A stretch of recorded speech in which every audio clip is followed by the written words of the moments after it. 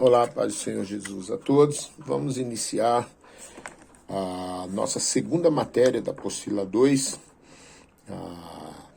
Concluímos a primeira matéria, livros proféticos, e agora nós iniciamos os videoaula da segunda matéria, livros poéticos. Amém? Vamos para a introdução. Os livros classificados como poéticos são Jó, Salmos, Provérbios, Eclesiastes, Cantares de Salomão e Lamentações. Embora algumas passagens poéticas sejam encontradas em todo o Velho Testamento e extensas porções das obras proféticas, considerando que esses livros descrevem as experiências da humanidade e em particular do povo de Deus, seu alcance é tão extenso quanto a própria vida. Neles, a inspiração reveste a experiência humana com uma qualidade universal que produz conforto, força e orientação a inúmeros crentes através dos séculos. A base da poesia hebraica é o paralelismo do pensamento, ao contrário da base da poesia ocidental, onde a base é a semelhança de sons pela rima. Possuindo um poderoso vocabulário, a poesia do Velho Testamento está repleta de figuras de linguagem tais como personificações, hipérboles, metáforas, símiles e aliterações. Há também certos artifícios estruturais, inclusive estrofes, e como em todo o Salmo 119 e em Lamentações, padrões acrósticos. Com toda a certeza, podemos afirmar que a poesia hebraica pode ser classificada entre as principais e mais amplas expressões líricas, dramáticas e didáticas na literatura universal. Em sua prática clarividente, os livros da sabedoria estão muito afastados da filosofia especulativa, pois ao mesmo tempo em que trata das dificuldades do cotidiano, olha para Deus como a única fonte de motivação e força para superá-los. Nestes livros, ênfase sobre a sabedoria de Deus ajudaram a preparar o advento do Senhor Jesus Cristo. Então, vamos para dando continuidade, já iniciando com o livro de Jó, que também é considerado poético. Título: do hebraico, Yob, que significa estar em hostilidade ou provar. Também é traduzido por odiado. Autor desconhecido. Alguns atribuem a Moisés a sua autoria, outros a alguém contemporâneo de Abraão. No entanto, não há provas ou evidências internas para que haja unanimidade entre os estudiosos do Velho Testamento. Data da escrita do livro. A data dos acontecimentos e a data de autoria do livro são objetos de grande discussão. Os fatos provavelmente aconteceram numa sociedade patriarcal no segundo milênio antes de Cristo, por volta da época de Abraão. Vários fatores apoiam essa ideia. Então vamos aos fatores. Jó viveu mais de 140 anos. Após os eventos desse livro, um tempo de vida normal apenas no período patriarcal. A economia era semelhante ao período patriarcal, em que as riquezas eram medidas pelo número de cabeças de gado. Tal como Abraão, Isaque e Jacó, Jó agia como sacerdote de sua família. A ausência de qualquer referência à nação de Israel, à lei mosaica, ao tabernáculo, sugere uma data pré-mosaica. As incursões do saber se encaixam na era abrâmica. O uso frequente do nome patriarcal comum de Deus, Shaddai, o Onipotente. É considerado por muitos eruditos como o livro mais antigo da Bíblia, entre 2000 a 1000 a.C. Outros eruditos mais modernos o colocam em data tão recente como a época do exílio. Afirmam esses que esta é uma história muito antiga que fazia parte das tradições orais, transcrita entre os séculos 7 ao século IV a.C. Pessoalmente, cremos que este livro foi escrito na era patriarcal, sendo o canônico mais antigo. Lugar aonde se situa a história de Jó. O nome Uz está ligado a Edom, por isso, há indícios históricos que sugerem algum lugar perto de Aram Narim, Aram dos Dois Rios, ao norte da Mesopotâmia, ficando Uz localizada na Arábia, entre Damasco e a Síria, ao norte de Edom e Edom ao sul. Fatos relevantes no livro de Jó. A cidade de Uz é um lugar histórico e não imaginário. Ezequiel cita Jó como exemplo de justo. Tiago usa a história de Jó como exemplo de paciência. Tema principal. Reflete a busca para a resposta da aflição de Jó, uma vez que dentro do pensamento de culturas antigas e algumas teologias modernas, acredita-se que todos os reveses humanos sempre são consequências de algo que se fez de errado ou algo errado que se deixou de fazer. Vamos então para a página de número, o esboço do livro. Passamos também pelo esboço.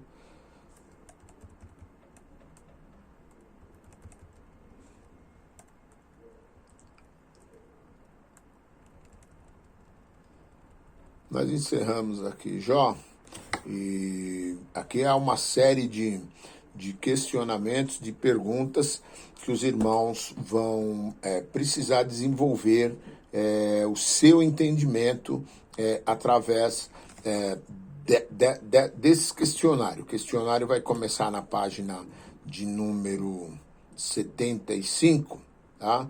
Nós vamos falar um pouquinho mais aqui a respeito dessa questão, dos irmãos fazerem esse trabalho a partir da página 75, de acordo com o seu ponto de vista, ok? Livro de Jó, então, nós encerramos e partimos, então, agora para o livro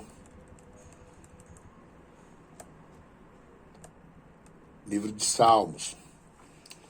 O livro de Salmos. É impossível subestimar a significação tanto para os judeus como para os gentios do livro de Salmos. Aqui estão refletidos os ideais de piedade religiosa e da comunhão com Deus, da tristeza pelo pecado e da busca pela perfeição, do andar nas trevas sem temor por causa da lâmpada brilhante da fé, da obediência à lei de Deus. O título hebraico de Salmos é Teliim, que significa louvores. O título na Septuaginta, tradução do Antigo Testamento para o grego, feito em 200 a.C., é psalmoi, que significa cantos para serem acompanhados por instrumentos de corda. O nome português Salmos veio da Septuaginta. Considerações importantes. A forma das composições, a música desempenhava papel de importância no culto do antigo Israel. Assim, os salmos eram os hinos do povo de Israel. A poesia e o cântico de Israel têm por base o paralelismo do pensamento. Paralelismo sinônimo, onde a segunda linha e as linhas sucessivas da estrofe faz uma reiteração. Paralelismo antiético, onde apresenta uma contraste. Paralelismo sintético, onde de um modo progressivo completa a primeira fase. 9 deles são acrósticos, cada estrofe se inicia com uma letra do alfabeto hebraico. Títulos das composições. Os títulos descritivos que precedem a maioria dos salmos, embora não pertençam ao texto original, logo não são inspirados, são muito antigos, anteriores à Septuaginta e importantes. O conteúdo desses títulos varia e forma diferentes grupos de salmos, sendo eles Salmos, Mismor e Ciro, aqueles que eram cantados com acompanhamento musical. Sigaion, Mictão, lamento em busca de expiação, e Masquil, uma oração e louvores. Em quase todas as versões da Bíblia atuais, cada salmo traz, antes de tudo, um epígrafe, um título. Autores das composições, com exceção de Moisés, que compôs um salmo, Davi, que compôs 73 salmos, ficou conhecido como suave em salmos em Israel, e Salomão, que compôs 2 salmos, todos os outros autores mencionados eram sacerdotes ou levitas com vocação musical e com responsabilidade no culto sagrado. Conheça um pouco desses outros autores. Os filhos de Coré, família levita, coatita, descendente de Coré. Asaf compôs 12 salmos. Os filhos de Coré compuseram 10. Asaf compôs 12, descendente de Gerson, filho de Levi.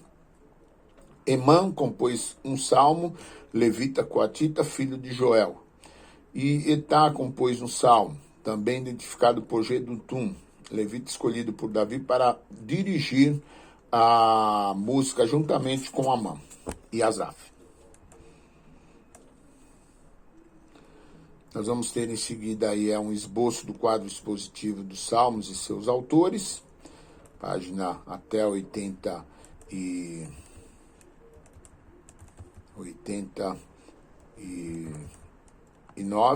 até a página 89. Adorando através dos Salmos, página 90. O livro de Salmos é a parte mais íntima do Antigo Testamento. Dá-nos uma revelação do coração do judeu fiel e percorre todas as escalas de suas experiências com Deus.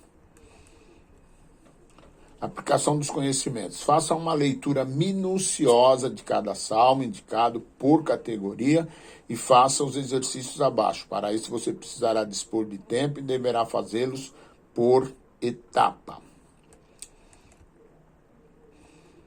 Exato. Só os exercícios abaixo que os irmãos devem aí se aplicar para não deixar em branco, ok? Autores de salmos, nós já passamos os autores. A data, a maioria dos provérbios teve origem no século X a.C., porém a provável data mais antiga para a conclusão do livro seria o período do reinado de Ezequias. Propósito: é uma coleção de expressão que contém lições morais, sendo o livro mais prático do Antigo Testamento, aplicando os princípios de justiça. Tema: como vimos, o tema central, nós pulamos aqui, voltamos para Salmos e entramos exatamente no livro de Provérbios. Tá? Os autores de Provérbios, Salomão, tá? Que proferiu 3.000 provérbios e 105 cantos. Ele escreveu a maior parte dos provérbios coletados nesse livro. Tá? O capítulo 30 foi escrito por Agur e o 31 pelo rei Lemuel. Nada sabemos desses dois escritores, não há o relato sobre a vida deles. A data, a maioria dos provérbios teve origem no século X a.C. O propósito é uma coleção de expressões que contém lições morais, segundo o livro mais prático do Antigo Testamento. O tema, como vimos, o tema central de Provérbios é a sabedoria para viver justo, para um viver justo através da submissão humilde do crente a Deus pela obediência à sua palavra. Visão panorâmica: por ser um livro prático para o nosso dia a dia, podemos estudá-lo observando as seguintes divisões. E aí a gente vai ter instruções sobre família, juventude, adverte quanto à insensatez do pecado, males da língua e mais outros, contrasta sabedoria com tolice. Neste livro encontramos as palavras-chave que permeiam todos os seus ensinamentos. Aplicação dos conhecimentos: faça uma leitura minuciosa dos textos de Provérbios, indicado por categoria, e faça os exercícios abaixo. E nós encerramos na página de número 100. A gente vai estar concluindo a leitura e passaremos então depois para a página de número